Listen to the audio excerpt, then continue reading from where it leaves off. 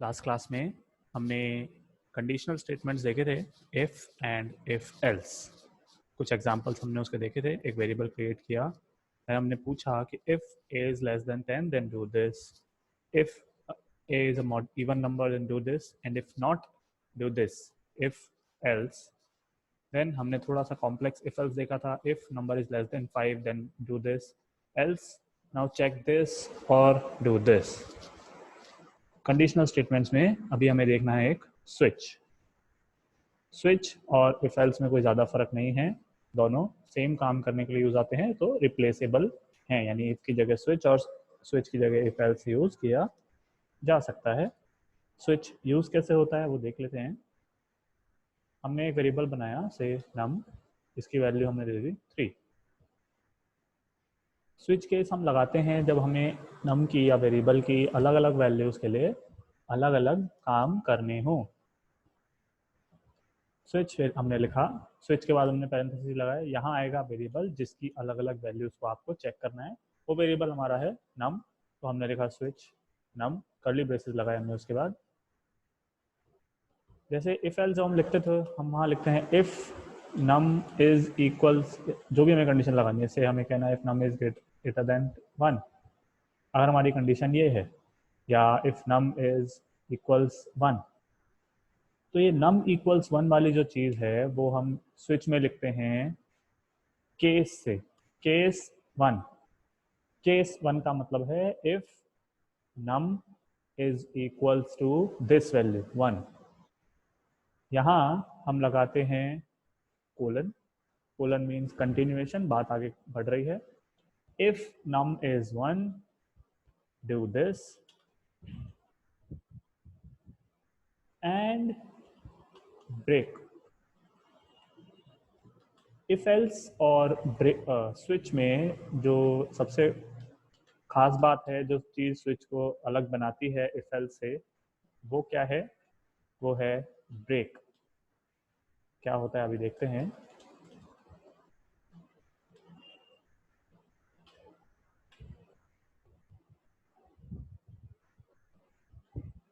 देखिए ये same programme जो है हम इफ एल्स से बना सकते थे।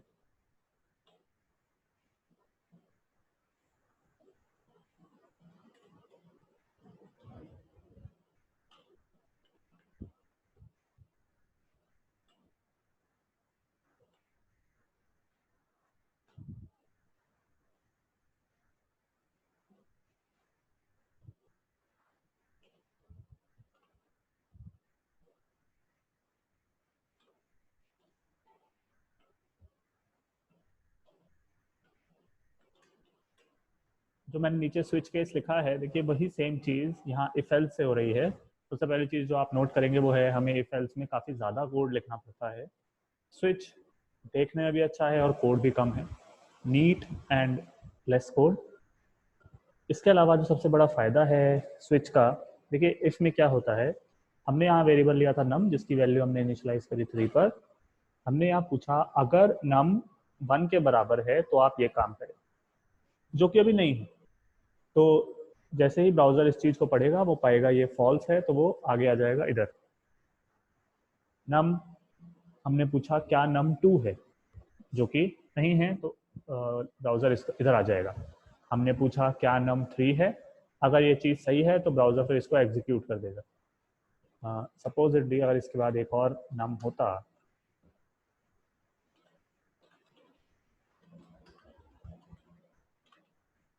हमने चूंकि हमारी ये कंडीशन सही हो गई थी, नम 3 के बराबर है, तो ये वाली चीज़ अलर्ट हो गई। उसके बाद भी ब्राउज़र इस कंडीशन को पढ़ेगा और एग्जीक्यूट करके देखेगा, चेक करके देखेगा क्या नम 4 के बराबर है, जो कि वो नहीं होगा क्योंकि नम तो 3 है। कहने का हमारा मतलब ये है, देखिए इफ एल्स में ये बात ब्राउज़र को नहीं समझ में आती है कि अगर एक कंडीशन ट्रू हो गई है तो बाकी कंडीशंस को चेक करके टाइम वेस्ट नहीं करना है। ये चीज़ इफ एल्स से आप नहीं समझ सकते।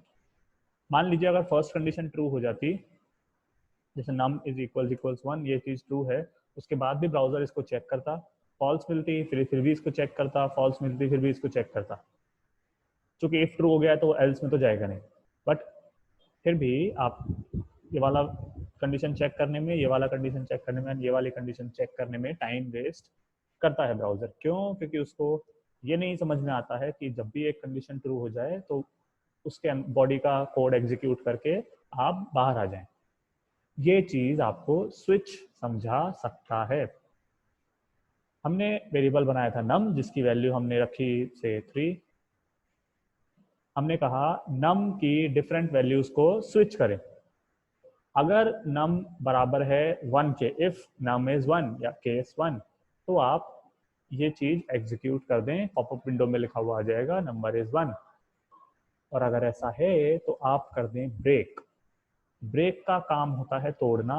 तो ब्रेक यहाँ पे क्या तोड़ रहा है? ये जो कर्ली ब्रेसेस से लूप बना है, इसको तोड़ के बाहर आ रहा है लाइन नंबर 65 पर। यानी कि अगर पहला केस हो जाता है ट्रू, यानी कि इफ num इज इक्वल्स 1, तो वो अलर्ट करेगा एंड बाकी कंडीशंस को चेक करने की बजाय, सिंस हमने यहाँ लिखा है ब्रेक, वो सीधा लूप से बाहर आ जाएगा यहाँ। तो हमारा टाइम बचा, हमने बाकी कंडीशंस को चेक नहीं किया। यहाँ पे हम 2 1 3 कर देते हैं। अभी हमारा नंबर हालांकि 1 नहीं है, तो केस 1 फॉल्स है, तो हम सीधे आ जाएंगे यहाँ। फिर अब लाइन 54 एंड 55 को नहीं पढ़ा जाएगा, चेक किया जाएगा इफ num इज इक्वल्स 2, जो कि वो नहीं है। हम आएंगे इधर, if num is equals 3 which is true. अब वो एग्जीक्यूट करेगा इस चीज को, नंबर इज 3, एंड लूप से ब्रेक कर जाएगा, यानी लाइन 61 पढ़ने के बाद वो सीधा लाइन 65 पर आ जाएगा। कहने का मतलब है अगर इसके बाद और कोई केस होता तो वो एग्जीक्यूट चेक भी नहीं होता, एग्जीक्यूट तो नहीं, चेक भी नहीं होता, ब्राउजर उसमें टाइम वेस्ट नहीं करता। ब्रेक का मतलब होता है लूप से बाहर आ जाने का। अगर हालांकि अगर हमारा नंबर होता से 5, तो केस 1 फॉल्स है, केस 2 भी फॉल्स है because number is not equals to, case 3 भी फॉल्स है, और हमारे केस में तो केस 4 भी फॉल्स है। अगर ऊपर के सारे केसेस फॉल्स होते हैं तो स्विच में होता है कि डिफॉल्ट जो आप लिखते हैं वो हमेशा लास्ट में ही आएगा। डिफॉल्ट केस ऑटोमेटिकली एग्जीक्यूट हो जाता है अगर ऊपर के सारे केसेस में से कोई भी एग्जीक्यूट नहीं होता है। यानी कि इस केस में जब हमारा नंबर है 5, इस केस में आपको अलर्ट दिखेगा नंबर इज समथिंग एल्स, यानी कि ये चीज अपने आप एग्जीक्यूट हो जाएगी, number is something else. Switch इस तरह से काम करता है। सबसे बड़ा फायदा इसका है ब्रेक को लेकर।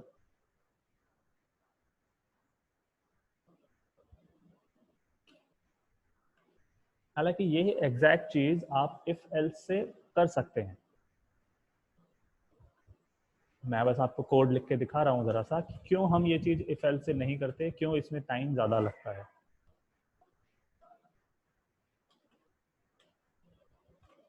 if num is equals 1 then alert this, else आप लगा दीजिए। else के अंदर हम फिर से सवाल पूछेंगे, if num is equals 2 then do this।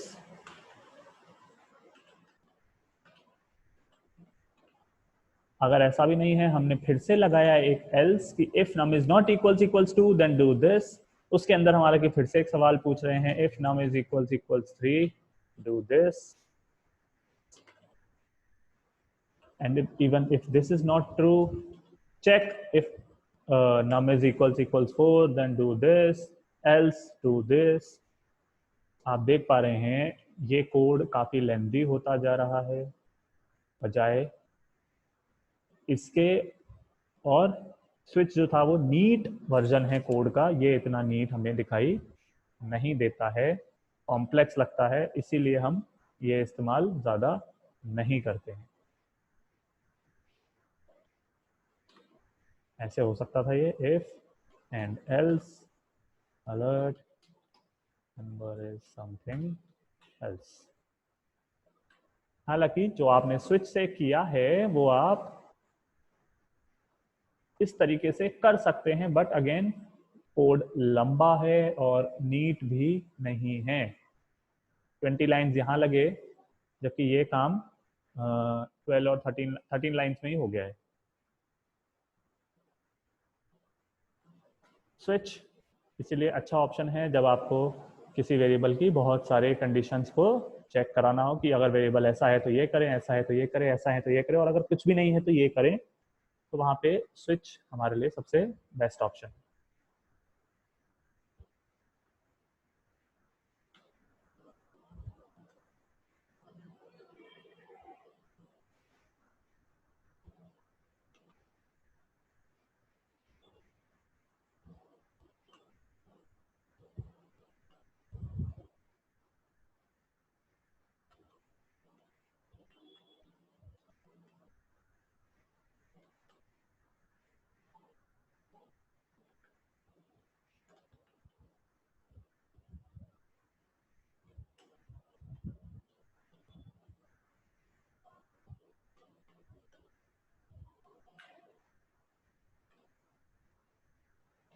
हम जो नेक्स्ट टॉपिक पढ़ने जा रहे हैं उसका नाम है डॉम मैनिपुलेशन। डॉम का क्या मतलब है यहाँ पे? डॉम का मतलब है document object model. DOM document object model का मैनिपुलेशन। आप पूछेंगे डॉक्यूमेंट ऑब्जेक्ट मॉडल क्या होता है? देखिए, डॉक्यूमेंट ऑब्जेक्ट मॉडल का मतलब और कुछ नहीं, डॉक्यूमेंट ऑब्जेक्ट मॉडल होता है आपका जो डॉक्यूमेंट है, आपका HTML डॉक्यूमेंट। तो डॉक्यूमेंट डॉम यानी कि HTML डॉक्यूमेंट, और उसका मैनिपुलेशन यानी HTML में जितने भी ऑब्जेक्ट्स हैं, एलिमेंट्स हैं आपके पास, जो भी head, body, paragraph, UL, OL, div, उनके मैनिपुलेशन, उनमें कुछ चेंज, मॉडिफिकेशन, कुछ ऐड करना, कुछ डिलीट करना, को ही डॉम मैनिपुलेशन कहते हैं।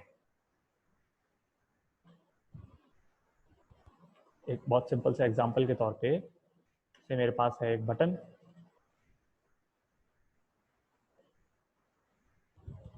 इसको मैं अगर कुछ वैल्यू दे दूं,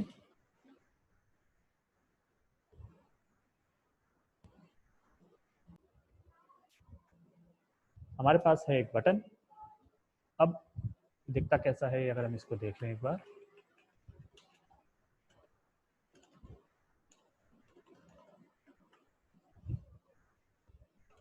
जावास्क्रिप्ट की सहायता से इस बटन पे अगर मैं कुछ से चेंज करना चाहता हूँ, इस बटन पे कुछ लिखना चाहता हूँ, इस बटन के क्लिक पे कुछ करवाना चाहता हूँ, इस बटन पे CSS ऐड करना चाहता हूँ, एनीथिंग जो भी आपके डॉक्यूमेंट ऑब्जेक्ट मॉडल यानी कि आपके HTML डॉक्यूमेंट में है, उस पर किसी प्रकार का मैनिपुलेशन, उसमें किसी प्रकार का चेंज डॉम मैनिपुलेशन कहलाता है।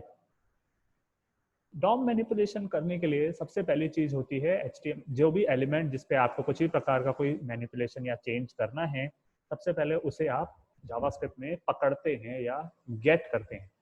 डॉम मैनिपुलेशन में आज हम वही सीख रहे हैं, किस प्रकार से आप HTML में एलिमेंट्स को पकड़ सकते हैं ताकि उन्हें मैनिपुलेट कर सकें। जैसे मैंने आपको कहा कि मुझे इस बटन के क्लिक पर कुछ परफॉर्म करना है, से पॉपअप मैसेज देना है, तो उसके लिए पहले मुझे बताना पड़ेगा किस बटन के क्लिक पर। HTML में ये वाला जो बटन है, इसके क्लिक पर, कोई दूसरा बटन है उसके क्लिक पर नहीं।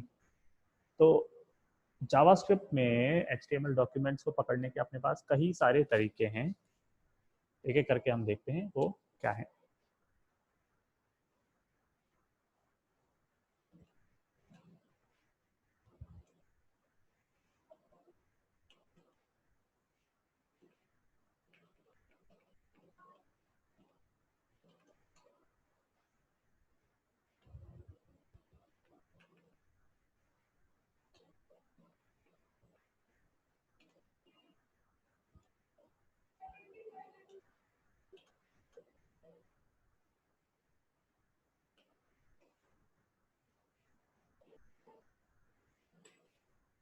जावास्क्रिप्ट में ये 4 मेथड्स हैं, 4 फंक्शंस हैं इनबिल्ट, जिनके थ्रू आप HTML से कोई भी एलिमेंट, किसी प्रकार का एलिमेंट, उसे आप पकड़ सकते हैं, गेट कर सकते हैं, देन उस पर फर्दर मैनिपुलेशन अप्लाई कर सकते हैं।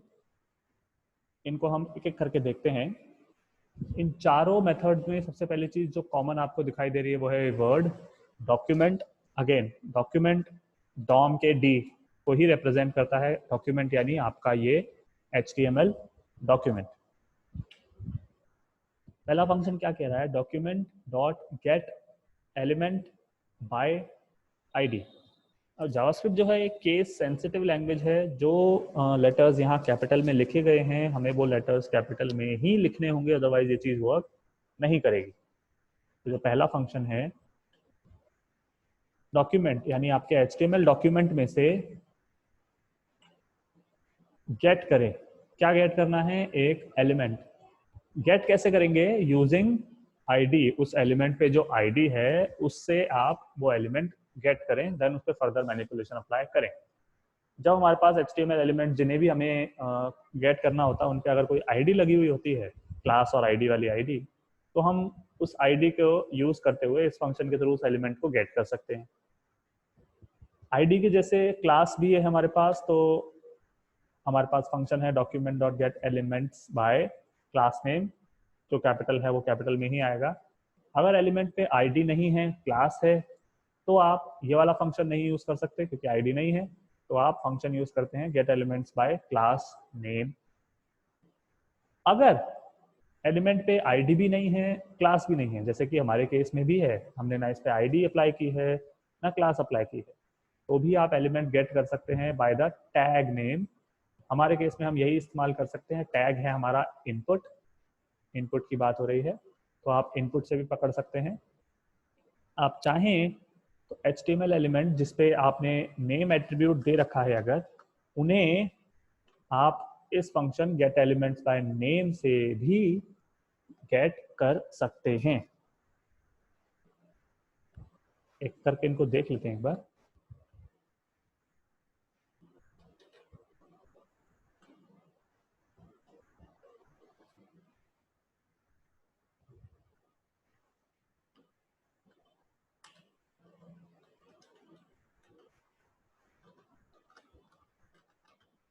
हमारे पास एक H1 है जिसको हमने आईडी दे दी है बिग नाम की। हमारे पास एक H3 भी है जिसको हमने आईडी क्लास दे दी है, सॉरी, स्मॉल नाम की। H1, H3 और बटन। H1 पे आप देखेंगे आईडी है, H3 पे आप देखेंगे क्लास है, और बटन पे ना क्लास है ना आईडी है।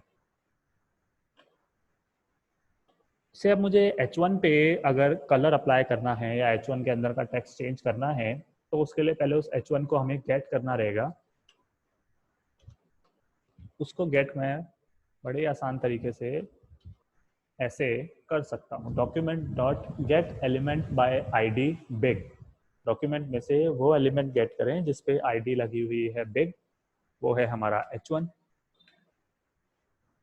अगर आपको इस पे कलर अप्लाई करना है तो वो कैसे किया जा सकता है, या कोई भी CSS प्रॉपर्टी अप्लाई करनी है, colour, height, weight, border, margin, padding, text shadow, box shadow, या जो भी अप्लाई करना है जावास्क्रिप्ट के थ्रू CSS कैसे मैनिपुलेट होती है, देखिए वो भी देख लीजिए। डॉट स्टाइल डॉट देन जो भी प्रॉपर्टी आपको चेंज करनी है, कलर करना है तो कलर, बैकग्राउंड कलर तो background colour, text shadow, box shadow, height, weight, margin, padding जो भी है, एंड देन उसकी value. Document dot get element by ID big, ये तो हुआ डॉम मैनिपुलेशन। फिर हमने कहा जब आपने एलिमेंट पकड़ लिया है तो आप उस पर CSS मैनिपुलेट करें, उसमें कलर लगाएं रेड। इस पर आप document gate element bye class name apply नहीं कर सकते क्योंकि यहाँ क्लास नहीं है। हाँ, टैग नेम तो हम कहीं भी इस्तेमाल कर सकते हैं क्योंकि H1 टैग तो हमेशा मौजूद ही रहेगा। हमारे केस में है वो H1, यानी कि यही काम मैं ऐसे भी कर सकता हूँ, gate element bye tag name, और टैग नेम में यहाँ आएगा H1, बिग नहीं आएगा, वो आईडी है। ऐसे भी हो सकता है,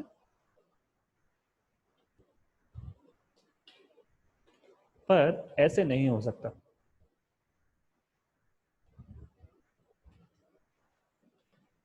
H1 को आप क्लास नेम फंक्शन से गेट नहीं कर सकते क्योंकि H1 पे कोई क्लास नहीं है। अगर हमें H3 के साथ ये काम करना होता तो हम बेशक यहाँ gate element bye class name इस्तेमाल कर सकते हैं।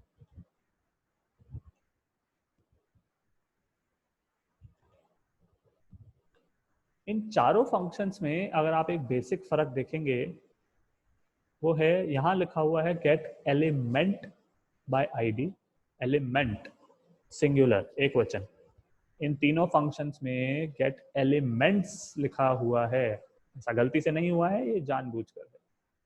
गेट एलिमेंट्स है यहाँ तीनों जगह पे, यानी ये बात कर रहा है सिंगल एलिमेंट की, जबकि ये बात कर रहे हैं ग्रुप ऑफ एलिमेंट्स की या लिस्ट ऑफ एलिमेंट्स की।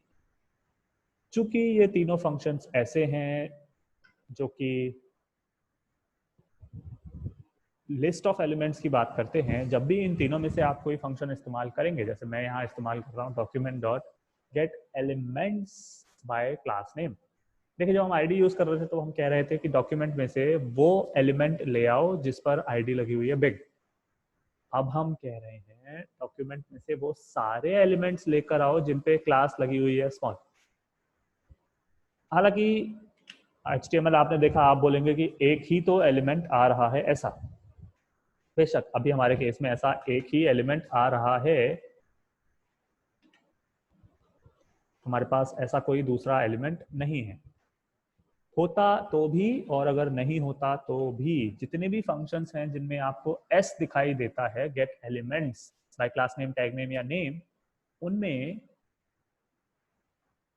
क्लास आईडी या टैग के नाम के आगे और बाद में आपको स्क्वायर ब्रैकेट लगाने होते हैं और यहाँ देना होता है इंडेक्स, यानी एक संख्या, नंबर। मैंने यहाँ लिख दिया 0। 0 का मतलब क्या है कि वो जो लिस्ट ऑफ एलिमेंट्स आए जिन पे क्लास लगी हुई है स्मॉल, उन सारे एलिमेंट्स में से पहला एलिमेंट लेकर आइए, यानी कि वो एलिमेंट जिस पे पहली बार स्मॉल क्लास अप्लाइड है वो वाला एलिमेंट उठाइए। बेशक हमारे पास ऐसा एक ही एलिमेंट था, फिर भी हमें नंबर तो लिखना ही पड़ेगा एंड काउंटिंग यहाँ स्टार्ट होगी 0 से, 1 से नहीं। 1 का मतलब होता है यहाँ पे सेकेंड एलिमेंट जिस पे क्लास स्मॉल अप्लाइड है या सेकेंड टाइम जहां भी क्लास स्मॉल दिख रही है। 0 का मतलब है फर्स्ट एलिमेंट। तो ये आपको क्या ला के देगा, ये आपको ला के देगा ये H3। इस पे फिर आप जो अप्लाई करना चाहे वो अप्लाई कर सकते हैं।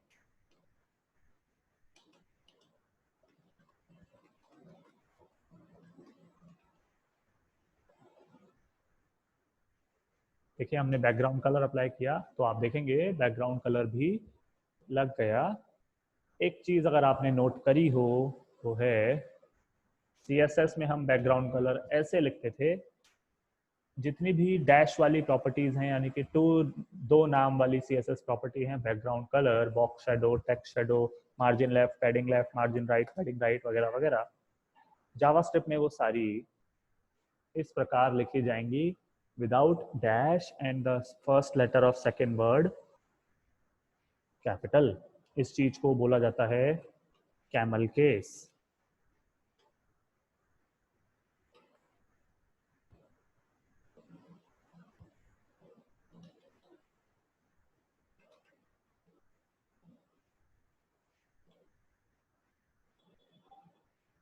ठीक इसी प्रकार से आप टैग नेम फंक्शन का भी इस्तेमाल कर सकते हैं और आप नेम फंक्शन का भी इस्तेमाल कर सकते हैं। वहां भी आपको ध्यान रखना है इंडेक्स देना हमेशा जरूरी है, चाहे एक ही वैसा एलिमेंट हो आपके पास या 100 हो तो भी इंडेक्स तो आपको देना ही पड़ेगा। बिना इसके आप देखेंगे पूरा बैकग्राउंड कलर ही अप्लाई होना बंद हो जाएगा।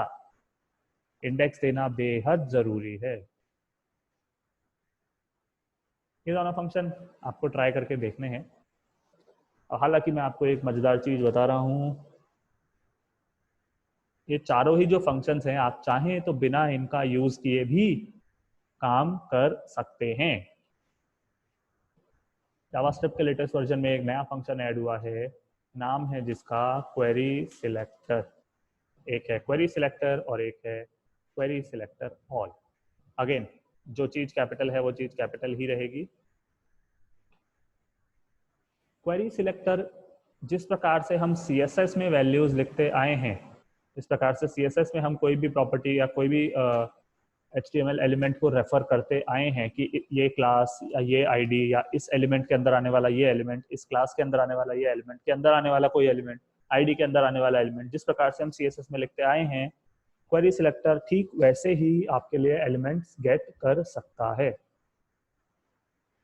कहने का क्या मतलब है, यही तीन अगर एलिमेंट्स हैं हमारे पास h1, h3 और इनपुट,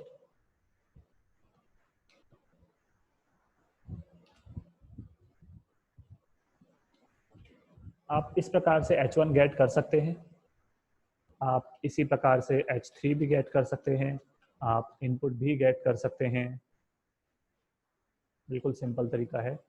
यही चीज़ अगर अपने को नॉर्मल तरीके से करनी होती तो इसकी जगह मैं लिखता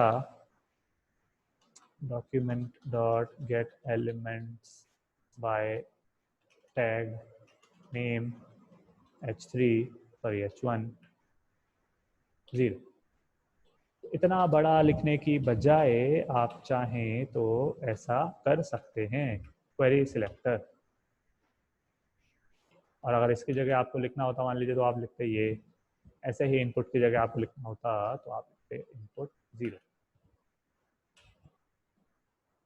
सिर्फ इतना ही नहीं, क्वेरी सिलेक्टर और कैसे फायदा पहुंचाता है हमें। क्वेरी सिलेक्टर टैग नेम की बजाय क्लास और आईडी के साथ भी वर्क कर सकता है, यानी document dot get element by ID get elements by class name dot hash big, आप इस तरह से ले सकते हैं, या डॉट स्मॉल जो आईडी है हमारे पास वो भी चलेगी। इस प्रकार से आप चाहें तो एट्रीब्यूट सिलेक्शन जो सीएसएस में हमने पढ़ा था आप वो भी इस्तेमाल कर सकते हैं।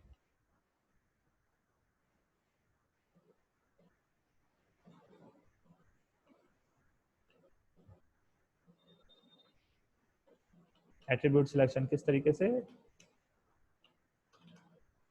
इनपुट के अंदर आने वाला टाइप बटन, इस प्रकार से सीएसएस में लिखते थे हम, ये भी कर सकते हैं। नेस्टिंग और ग्रुपिंग भी आप यहाँ कर सकते हैं कि हैश रैपर के अंदर आने वाला इनपुट इस प्रकार से, या हैश रैपर के अंदर आने वाला पैराग्राफ, रैपर के अंदर आने वाला h1, h2, h3 जो भी है, उसके भी अंदर अगर कोई एलिमेंट है तो आप उसको भी टारगेट कर सकते हैं क्वेरी सिलेक्टर से इस तरीके से। क्वेरी सिलेक्टर एक तरीके से हमारे लिए इन चारों फंक्शंस का काम करता है। हालांकि इसका मतलब ये नहीं कि आपको ये चारों फंक्शन नहीं पता होना चाहिए, नहीं, बहुत बहुत ज़रूरी है कि आपको ये फंक्शंस भी पता होने चाहिए।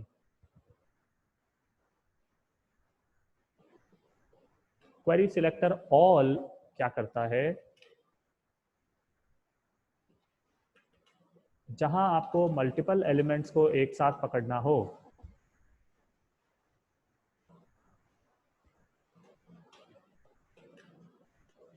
वहां क्वेरी सिलेक्टर ना काम आके आपके क्वेरी सिलेक्टर ऑल काम आता है।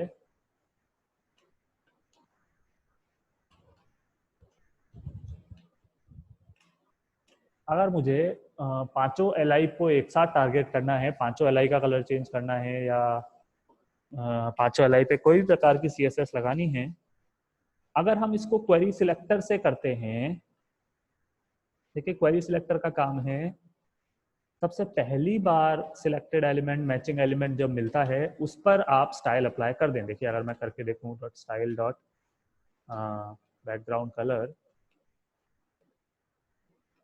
ब्लू लगाया हमने, कोट्स में आएगा ये चीज, सारी एलआईज का बैकग्राउंड कलर ब्लैक ना ब्लू ना होके, देखिए आगे आप देखेंगे सिर्फ फर्स्ट अकरेंस पहली बार जहां एलआई मिली उसका ही कलर हुआ, ग्राउंड कलर हुआ ब्लू। ऐसे केसेस में जब आपको सारी एलआईज को टारगेट करना है तो आप document dot query selector all का इस्तेमाल करते हैं with A in capital letters. ये आपको पांचों या जितनी भी एलआई हैं उन सबको एक साथ टारगेट करने का मौका देता है।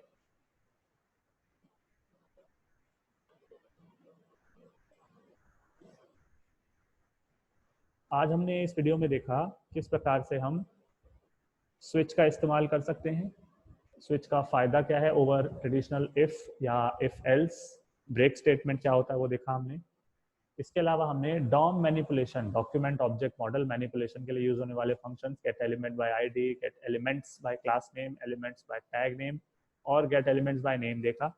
और फिर हमने देखा क्वेरी सिलेक्टर या क्वेरी सिलेक्टर ऑल के थ्रू कैसे आप इस प्रोसेस को और तेज और फास्ट इजी बना सकते हैं। नेक्स्ट वीडियो में हम देखेंगे किस प्रकार से आप स्क्रीन पे वैल्यूज प्रिंट करा सकते हैं अलग अलग टाइप से।